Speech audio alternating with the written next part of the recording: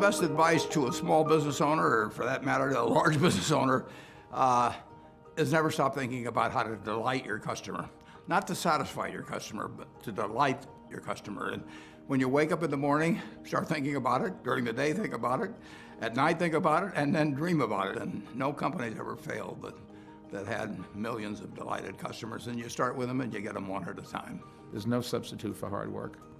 The best time you're ever going to have is when it starts out just you, and it'd be great if it grows into a wonderful, big, profitable company.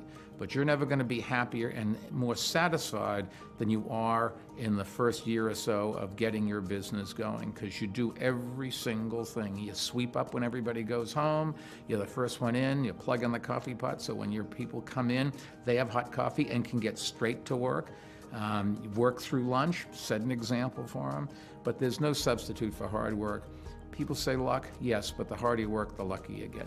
My advice to a small business owner or any entrepreneur would be not to be discouraged if the business you end up with is not the one you started out to pursue, because so often you encounter difficulties, you encounter failures, and the important piece is to learn from each of those very quickly and to pivot and to move on to the idea that works. Of course, you have to be close to your products, close to your customers, and think about them.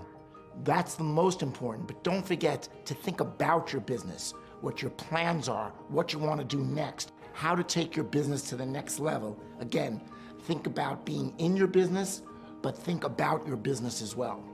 My best advice is to really work hard to clarify what your purpose is and be able to articulate that, be able to communicate it in a simple sentence. And the reason that's important is as you bring people into your company, I think the most important question you ask them is, why are you here? Why do you want to join this company? And if you hear that purpose back, if you hear that passion around that purpose, makes everything a whole lot easier. Any skill can be learned and taught, but passion cannot. Being an entrepreneur can be a roller coaster ride at times. You will have great days, you will have not so great days. You may even from time to time have an awful day. You've got to stay focused and stay level-headed and keep your feet on the ground.